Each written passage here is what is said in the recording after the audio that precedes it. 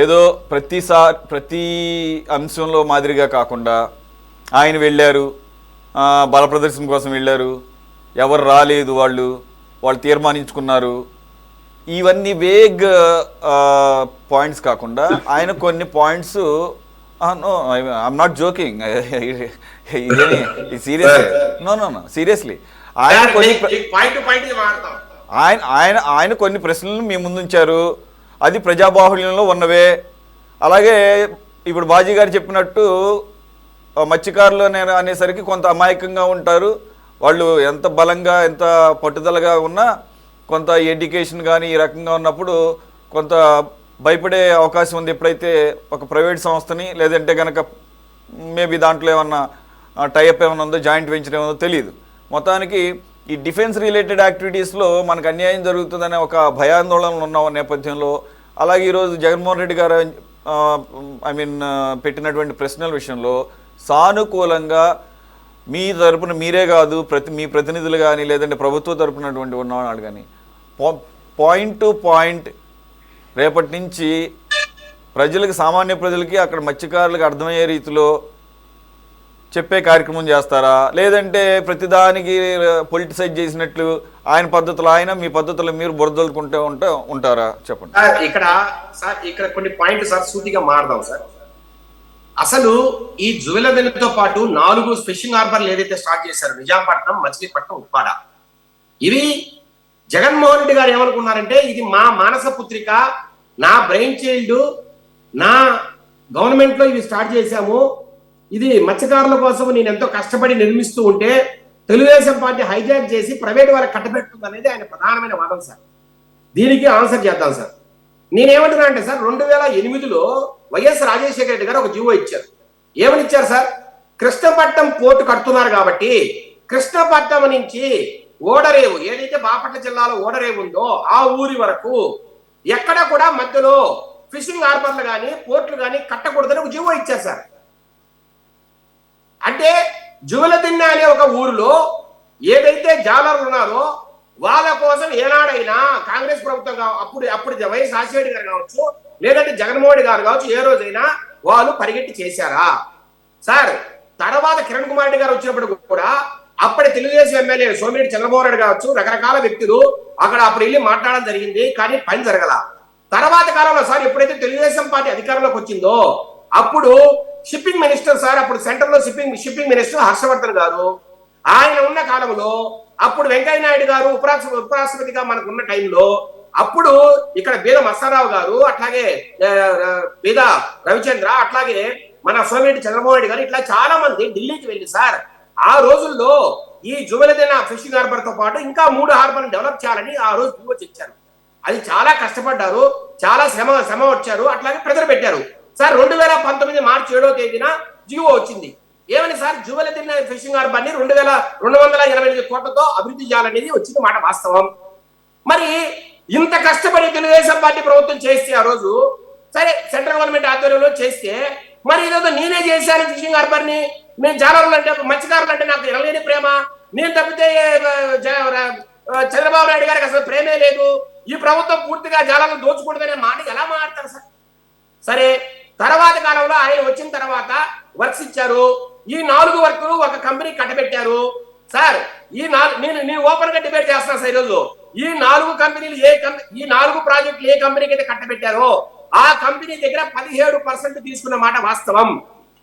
నేను on record మాట్లాడుతున్నా ఈ మాట, నేనేం భయపడి మాట్లాడట సార్. 15%కు పర్సెంటేజ్ తీసుకుని వాళ్ళ దగ్గర బ్రేక్ తీసుకొని ఒక కంపెనీ కట్టబెట్టమాట వాస్తవం. అట్లాగే ఈ ఫిషింగ్ హార్బర్ల విషయంలో సార్ 6 నెలలకు సంవత్సరానికి ఒక్కసారి కూడా బిల్లు ఇవ్వని మాట వాస్తవం సార్. బిల్లుల కోసం ఏ కాంట్రాక్టర్లు అయితే ఈ పనులు చేశారో జువెలదిన్నెతో పాటు మిగతా 3 వీరు సార్ 6 నెలలకు సంవత్సరానికి బిల్లులు రాక ఇబ్బందులు పడి సరిగా చేయలేక ఆగిపోయాయి సార్ వర్కులు. చాలా చాలా నెమ్మదిగా నడిచాయి. ఇప్పుడు బాజీ గారు అంటున్నారు 5 సంవత్సరాల కాలంలో మీరు ఎందుకు కంప్లీట్ చేయలేపారు? 228 కోట్ల రూపాయల వర్క్ అనేది పెద్ద కష్టమా? ఎందుకు కంప్లీట్ చేయాలంటే సార్ సెంట్రల్ గవర్నమెంట్ అయితే సార్ సెంట్రల్ గవర్నమెంట్ 1260 కోట్లకు ఎందుకు ఆ రోజు అప్రూవల్ ఇచ్చింది. దాంట్లో మ్యాచింగ్ గ్రాంట్ ఆంధ్రప్రదేశ్ ప్రభుత్వం కూడా ఇవ్వాలి.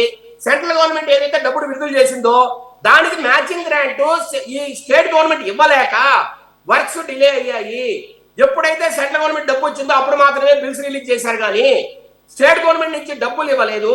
కాంట్రాక్టర్లు ఇబ్బందులు పడ్డారు, కాళ్ళు తరిగిపోయాలా, చెప్పు తరిగిపోయాలా, ఆఫీసు నుంచి తిరిగారు, బిల్లులు రాకనే వర్క్ ఆగింది. సార్ 2024 మార్చిలో ఏదైతే వాళ్ళు అంటున్నారో మేము ప్రారంభోత్సవం చేశామని, అదంతా కూడా పచ్చి బూటకం. ఈ రోజుకు కూడా వర్క్స్ జరుగుతూనే ఉన్నాయి.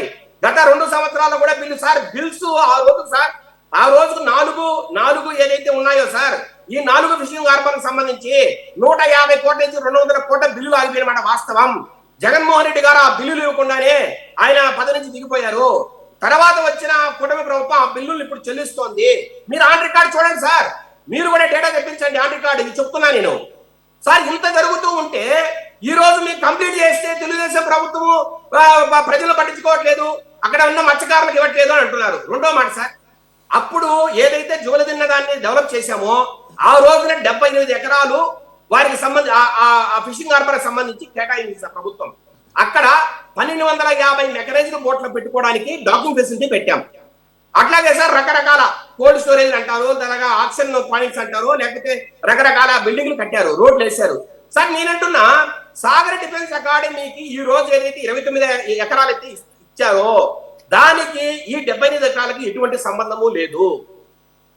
నేను మళ్ళీ చెప్తున్నాను సార్, ఆ రోజు 75 ఎకరాలు ఏదైతే ఫిషింగ్ హార్బర్కి ఇచ్చారో దానికి ఈ రోజు సాగర్ డిఫెన్స్ అకాడమీకి ఇచ్చిన 29 ఎకరాలకు ఎటువంటి సంబంధము లేదు సార్. సాగర్ డిఫెన్స్ అకాడమీకి ఇచ్చిన పూర్తి ఏదైతే 7 ఎకరాల వాటర్ ఫ్రంట్, పూర్తి 7 ఎకరాలకు సంబంధించిన వాటర్, అదే ఆ సీ ఫ్రంట్ కి సంబంధించిన భూమి ఏదైతే ఉందో అది, తర్వాత 22 ఎకరాలకు సంబంధించి వాళ్ళ కట్టడాలు కట్టడానికి కావచ్చు, రకరకాల వాళ్ళ ఫెసిలిటీస్ పెట్టుకోవడానికి కావచ్చు ఇచ్చారు సార్. ఈ రోజు ఏమంటున్నారంటే జాలర్లు కావచ్చు, మత్స్యకారులు కావచ్చు, అక్కడ మాకే ఉంటే ఆ భూమి, ఈ 75 ఎకరాలతో పాటు ఇంకా ఎక్కువ భూమి మాకే ఉంటే రేపొద్దున మేము ఇంకా డెవలప్ చేసుకోవచ్చు కదా అనే ఒక బాధలో ఉన్నారు వాళ్ళు. అదైతే వాస్తవం సార్. నేనంటున్నా సార్, భూమికి ఎక్కడా బాధ లేదు. జువలదిన్న అనే ఊర్లో భూమి చాలా ఉంది. మరి చాలా ఉన్నప్పుడు సార్ ఆ ప్రతి భూమి మాకే కావాలని అనడం కూడా రాంగే కదా సార్. నేనంటున్నా ముందు మత్స్యకారులకు ఇచ్చే తర్వాత ప్రైవేట్ వ్యక్తులకు ఇవ్వాలి. నేనేమంటున్నాను సార్, ప్రైవేట్ వ్యక్తులకు ఇచ్చిన తర్వాత కూడా ఇంకా భూమి ఉంది జువలదిన్నలో సార్. వీళ్ళను కొంతమంది రెచ్చగొడుతున్నారు. ఉన్న భూమి ప్రైవేట్ కంపెనీకి ఇచ్చేస్తే రేపు ఇది ఎక్స్పాండ్ కావడానికి కావచ్చు, మీరు మళ్ళా ఏదైనా అడిషనల్ గా బిల్డింగ్లు కట్టుకోవడానికి కావచ్చు, లేకపోతే మీరు ఆక్షన్ పాయింట్ పెట్టుకోవడానికి కావచ్చు, లేదంటే ఏదైనా రిపేర్ షాపులు పెట్టుకోవడానికి కావచ్చు, మీకు భూమి మిగలదు, మత్స్యకారులకు భూమి ఉండదు, ప్రైవేట్ కంపెనీలు వచ్చేస్తాయి అనేది ఒకటి. రెండోసారి ఇప్పుడు బాజీ గారు ఒక మాట చెప్పారు, డిఫెన్స్ కంపెనీ కాబట్టి రేపు పొద్దున ఆ కంపెనీ స్టార్ట్ అయితే వీరి మూవ్మెంట్ కి ఏదన్నా అడ్డు వేస్తారేమో, ఈ మత్స్యకారులు తిరగడానికి ఏమైనా ఇబ్బందులు ఉంటాయేమో అని అంటున్నారు సార్. నేనంటున్నా డిఫెన్స్ కంపెనీకి సంబంధించి ఒక సేఫ్టీ కాంపౌండ్ కట్టుకుంటారు, ఒక ఫెన్సింగ్ వేసుకుంటారు, దాని లోపలే ఒక కంపెనీ కట్టుకుంటారు సార్. దానికి పోవాల్సిన దారులు కూడా వేరేగా ఉంటాయి. ఎక్కడి నుంచో తీసుకొచ్చి ఒక దారిని వారికి ఇస్తారు. అంతేగాని సార్ జూలదిన్న ఊర్లో నుంచో లేదంటే మత్స్యకారులు ఎక్కడైతే పనులు చేసుకుంటున్నారో అక్కడి నుంచి అయితే పోరు కదా సాగర్ డిఫెన్స్ కంపెనీకి సార్. నేనంటున్నా ఇవన్నీ కూడా అపోహలు సృష్టించి పూర్తిగా జాలర్లను కావచ్చు, మత్స్యకారులు కావచ్చు, అక్కడ రెచ్చగొడుతున్న తీరునే సార్ మనం మాట్లాడుతున్నాం సార్. నిన్న కాకాని గోవర్ధన్ రెడ్డి గారు కూడా ఒక డిబేట్ ఇదే చెప్పారు, రేపు పొద్దున వీళ్ళు ప్రైవేట్ కంపెనీకి ఇస్తూ ఇంకా అట్లా ఇచ్చుకుంటూ పోతే జాలర్లకు ఏం మిగలదు, అట్లాగే వీళ్ళను ఆపేస్తారు, వీళ్ళను సముద్రంలో పానీరు, ఇవన్నీ మాట్లాడుతున్నారు సార్. సార్ మేమంటున్నాం తెలుగుదేశం పార్టీ తరఫున 1250 బోట్లకు సంబంధించిన డాకింగ్ ఫెసిలిటీ ఏదైతే ఉందో అది ఎక్కడికి పోదు. వారికి సంబంధించిన కోల్డ్ స్టోరేజ్ కావచ్చు, రకరకాల ఏదైతే కట్టారో అవన్నీ కూడా వారికి అందుబాటులో ఉంటాయి. అవన్నీ వచ్చిన తర్వాత ఇంక ఇబ్బంది ఏముంది సార్. మూడో పాయింట్ సార్, ఆయన జగన్మోహన్ రెడ్డి గారు ఒక మాట అన్నారు, మేము ఇంకా అధికారంలో వచ్చినంటే అంటే పిట్టల దొరలు చెప్తారు సార్ కొంతమంది, రాయలసీమలో కొంతమంది, తెలంగాణలో పిట్టల దొరలు ఉంటారు. వాళ్ళు ఏం చెప్తారంటే సార్, నేను లేస్తే మనిషిని కాదు అంటాడు. అట్లా జగన్మోహన్ రెడ్డి గారు కూడా మేము మళ్ళీ అధికారంలోకి వచ్చింటే మీకు కేవలం 10% మీరు కట్టింటే, మేము 40% మేము సబ్సిడీ ఇచ్చింటే, 50% బ్యాంకులు ఇచ్చింటే మీకు ఈ 1250 మెకనైజ్డ్ బోట్లు ఇచ్చేవాళ్ళని అంటున్నాడు సార్. నేను అడుగుతున్నా, మీ 5 సంవత్సరాల గవర్నమెంట్ లో మీరేం చేశారు? గుడ్డి గుర్రాలకు పళ్ళు ఏమైనా తవ్వుతున్నారా? ఈ 1250 మెకనైజ్డ్ బోట్స్ ఆ రోజే మీరు ఈ మత్స్యకారులకు ఎందుకు అందజేయాల? ఒక పక్క ఫిషింగ్ హార్బర్ కంప్లీట్ అవుతుందని మీకు తెలిసినప్పుడు మీరు మెకనైజ్డ్ బోట్స్ ని మీరు చెప్పిన దామాషాలో 10% వాళ్ళ దగ్గర డబ్బు కట్టించుకుని సార్ 50% గవర్నమెంట్ సబ్సిడీ ఇస్తూ 40% ఏదైతే బ్యాంక్ నుంచి వీళ్ళకు ఒక లోన్ ఇప్పించి ఆ రకంగా 2024 ముందరే ఎందుకు 1250 బోట్లు ఇప్పలేదు? అంటే ఇవన్నీ కట్టుకథలు సార్. కట్టుకథలు అల్లడం, అభూత కల్పనలు సృష్టించడం, గవర్నమెంట్ మీద దుమ్మెత్తిపోయడం. సార్ నేను అంటున్నా ఇక్కడే కాదు సార్, మీరు అన్నారు ఇప్పుడు మీరందరూ పొలిటిసైజ్ చేస్తున్నారని. మేము చేయట్లేదు సార్ పొలిటిసైజ్, జగన్మోహన్ గారు చేస్తున్నారు, వైసీపీ నాయకులు చేస్తున్నారు. సార్ ఈ ప్రభుత్వం ఇట్లాగే ముందుకు పోతే మాకు పుట్టకథలు ఉండవు, మాకు ఓట్లు రావు, రేపొద్దునే నెల్లూరు జిల్లాలో మేము నిలబడడం అయిపోతామని వాళ్ళు అనుకున్నారు కాబట్టి ఇది జరుగుతుంది కదా సార్. ఇక్కడెక్కడా ప్రాబ్లమ్స్ లేవు సార్. 4వ పాయింట్, తమిళనాడు బోర్డ్స్ వచ్చాయి సార్. తమిళనాడు బోర్డ్స్ ఆంధ్ర జువెలరీలోకి రావడం ఇదే మొట్టమొదటిసారా సార్? నా దగ్గర డేటా ఉంది సార్. ఈ డేటా ప్రకారము సార్ జనవరి సార్ జూన్ 2018లో ఒకసారి తమిళనాడు బోర్డ్స్ వచ్చాయి. తర్వాత జనవరి 2021లో ఒకసారి వచ్చాయి. తర్వాత ఏప్రిల్ 2023లో ఒకసారి వచ్చాయి. మరి అప్పుడు ఏం చేశారు సార్? అప్పుడు వైసీపీ గవర్నమెంటే కదా. 2021లోను 23లోను వైసీపీ గవర్నమెంట్ ఉంది. ఆ రోజు ఏం చేశారు సార్?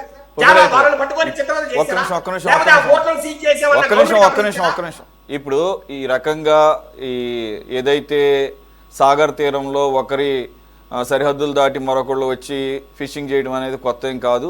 ఈవెన్ ఇంటర్నేషనల్ వాటర్స్లో కూడా జరుగుతుంటుంది. ఫర్ ఎగ్జాంపుల్ నాకున్న నాలెడ్జ్ చెప్తున్నాను, ఈ మధ్య అంటే స్టార్ట్ చేశారు కానీ మనకి ఈ తైవాన్కి మన ఇండియన్ కోస్ట్కి మధ్యలో వైజాగ్ పక్క నుంచి ఉన్న సముద్రంలో భారీ ఎత్తున ఉన్నటువంటి ఈ ట్యూనా ఫిష్ వరల్డ్ వైడ్గా వెరీ ఫేమస్, వెరీ డిమాండింగ్ అది. అయితే అవి హండ్రెడ్స్ ఆఫ్ కేజీస్ వెయిట్ ఉంటుంది. వాటిని క్యాచ్ చేయాలంటే స్పెషలైజ్డ్ లాంచ్లు కావాలి, which are very expensive, starting from ranging from 50 lakh above అనమాట. అటువంటి లాంచ్ల్ని మెయింటెనెన్స్ కానీ వాటిని కొని ఆపరేట్ చేసే కెపాసిటీ మన మత్స్యకారులకి ఇది లాంగ్ టైం బ్యాక్, ఈ మధ్య చేంజ్ అయ్యి ఉండొచ్చు, మనకి చాలా మార్పులు వచ్చినాయి కాబట్టి. అయితే అలాగూ ఆ క్యాచ్ అలాగే పట్టుకోకుండా మిగిలిపోతున్న అంశాన్ని తైవాన్ గ్రహించి తైవాన్ మన జలాల్లోకి వచ్చి అప్ టు వైజాగ్ వరకు వచ్చి వాటిని పట్టుకొని వెళ్ళిన క్రమంలో ఏమీ చేయలేనటువంటి పరిస్థితి. ఎందుకంటే మనం ఎలాగో వాటిని పట్టుకోలేకపోతున్నాం. అంత లాంచ్లో వాటిని మెయింటెనెన్స్, ఆ హార్బర్లు మనకి అప్పట్లో లేవు. ఇది నేను లాంగ్ టైం బ్యాక్ చెప్తున్నాను. కాబట్టి ఇటువంటి సర్వసాధారణ జరుగుతుంది. మీరు ఏదైతే చెప్తున్నారో డేట్స్ ఆ రకంగా పాండిచ్చేరి నుంచి పాండిచ్చేరి నుంచి తమిళనాడు నుంచి వస్తూ ఉంటారు. అలాగే శ్రీలంక జాలర్లను కూడా పట్టుకున్న సందర్భాలు ఉన్నాయి. ఇవన్నీ జరుగుతుంటాయి టైం టు టైం. ఇదేమి గవర్నమెంట్లతో సంబంధం లేదు, ప్రతి ఒక్క గవర్నమెంట్. ఇక్కడ పాయింట్ ఏంటంటే అప్పుడు వైసీపీ గవర్నమెంట్లో కానీ ఇప్పుడు టీడీపీ గవర్నమెంట్లో కానీ మీ ప్రభుత్వాలు ఏం పట్టుకోలేదండి, మీ ప్రభుత్వాలు ఏమీ వాటిని ఆపలేదండి. అక్కడ ఉన్నటువంటి జాలర్లు, అక్కడ ఉన్నటువంటి మత్స్యకారుల యొక్క వర్క్ అది. వాళ్ళ వర్క్ని మీరు ఈ పొలిటికల్ లీడర్స్ యొక్క ఇన్ఫ్లుయెన్స్తో దానికి చట్టవిరుద్ధంగా వదిలిపెట్టారనేది అక్కడ మత్స్యకారులకు ఉన్నటువంటి ఒక కన్సర్న్ అది. సరే వాళ్ళు కూడా వినండి, ఒక్క నిమిషం ఆగండి. మీకులాగా దాన్ని ఏమంటారు, మీకులాగా ఇన్ ద సెన్స్ నేనేం మిమ్మల్ని పర్సనల్గా ఇచ్చేయటం లేదు. ఇక్కడ ఉన్న పొలిటికల్ పార్టీస్ లాగా అంత లో లెవెల్లో ఆలోచించుకుంటా పెద్ద తరహాగానే ఆలోచించి దీంట్లో అనవసరమైన పొలిటికల్ ఎంట్రీని ఆపుదామని చెప్పేసి మన సమస్యను మనమే పరిష్కరించుకుందాము, సామరస్యంగా పరిష్కరించుకుందామని చెప్పేసి ఇప్పటికీ వాళ్ళు అనుకుంటున్నారు. కాబట్టి వాళ్ళకి గౌరవం ఇవ్వండి, వాళ్ళ యొక్క ఆలోచన విధానాన్ని గౌరవించి ఆ రకంగా ముందుకెళ్లే కార్యక్రమం ఇవన్నీ జరుగుతూనే ఉంటాయి. ఎప్పుడు జరుగుతూనే ఉంటాయి, రేపు జరగని గ్యారంటీ ఏం లేదు. ఇది ఒకళ్ళు వాటర్స్కి వచ్చి ఒకళ్ళు చేయటం అనేది. కాకపోతే ఏంటంటే వాళ్ళకేమో ఈ మెకనైజ్డ్ బోట్స్ ఎక్కువ ఉన్నాయంట, మన వాళ్ళకి తక్కువ ఉన్నాయి. దాంతో వాళ్ళు మన వాళ్ళకి దగ్గరకు వచ్చేసి వలలను తెంచేయటం, వీళ్ళు పట్టినటువంటి చేపలను కూడా తీసుకెళ్ళిపోవడం ఇటువంటి జరిగినాయి అంట. కాబట్టి ఇటువంటి వాటిల్లో ప్రభుత్వాలు ఇన్వాల్వ్ అయ్యి మనం ఎంతవరకు న్యాయం చేసామని దాంట్లో చూపించండి పోటీతత్వం, అంతేగాని ఈ రకమైన పాలిటిక్స్ చేయాల్సిన అవసరం ఏం లేదు. రైట్, ఎనీవే సమస్య ఇప్పుడు మిగిలిన సమస్యలకు భిన్నం కాబట్టి ఇది ప్రజలందరి దగ్గరికి చేరాలి. అలాగే ముఖ్యంగా వారికి న్యాయం జరిగేటట్టుగా ఎంతవరకు ముందుకెళ్తుందో చూద్దాం. ఉప్పలక్ష్మణ్ గారు జాయిన్ అయ్యారు. సార్ ఒక్క నిమిషం సార్,